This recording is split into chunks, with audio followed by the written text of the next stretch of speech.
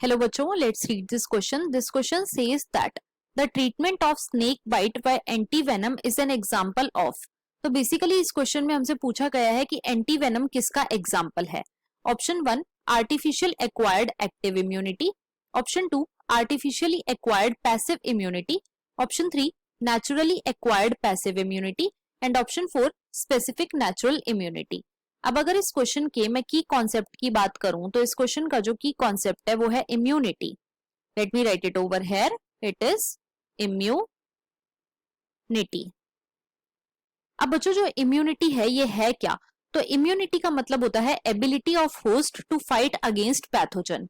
Right. अब ये जो इम्यूनिटी होती है ये मेनली दो टाइप की होती है. कौन कौन सी? एक होती है एक्टिव इम्यूनिटी और एक होती है passive immunity. Second is passive immunity. जो एक्टिव इम्यूनिटी है बच्चों इसके अंदर जो होस्ट होता है वो खुद से एंटीबॉडीज बनाता है.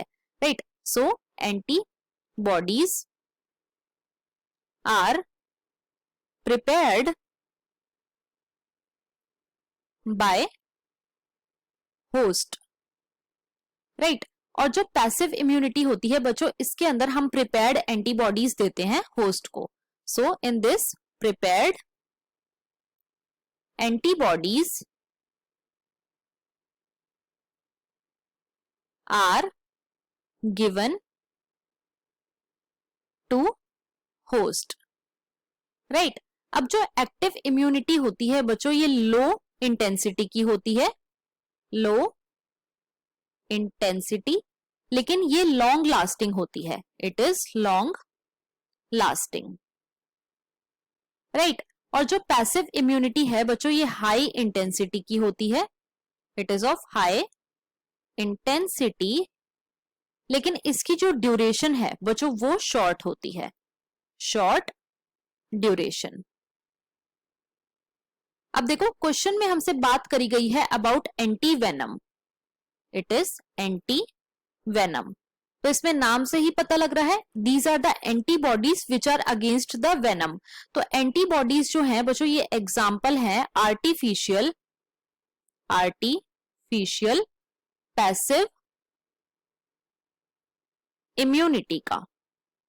इम्यूनिटी का क्यों? क्योंकि हमने इन्हें आर्टिफिशियली तो इसीलिए बोला क्योंकि बच्चों इन एंटीबॉडीज को हम आर्टिफिशियली प्रोड्यूस करते हैं. पैसिव हमने इसे इसलिए बोला क्योंकि हम होस्ट को एंटीबॉडीज बनी बनाई दे रहे हैं. राइट. इसीलिए जो एंटी वेनम है ये किसका एग्जाम्पल है? तो ये आर्टिफिशियल पैसिव इम्यूनिटी का एग्जाम्पल है. क्वेश्चन में हमसे यही पूछा गया था. तो अब हम अपने ऑप्शंस को चेक कर लेते हैं. ऑप्शन 1 में हमें गिवन है आर्टिफिशियल एक्वायर्ड एक्टिव इम्यूनिटी. तो बच्चों ये इनकरेक्ट है. क्यों? क्योंकि जो एंटी वेनम है ये पैसिव इम्यूनिटी का एग्जाम्पल है, ये एक्टिव इम्यूनिटी का एग्जाम्पल नहीं है.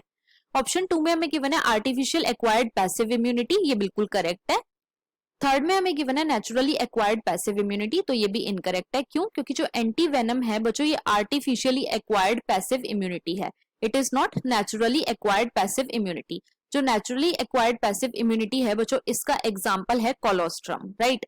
फोर्थ में हमें गिवन है स्पेसिफिक नेचुरल इम्यूनिटी. तो ये भी बच्चों हमारा इनकरेक्ट हो जाएगा. क्यों? क्योंकि जो एंटी वेनम है ये कोई नेचुरल इम्यूनिटी नहीं है.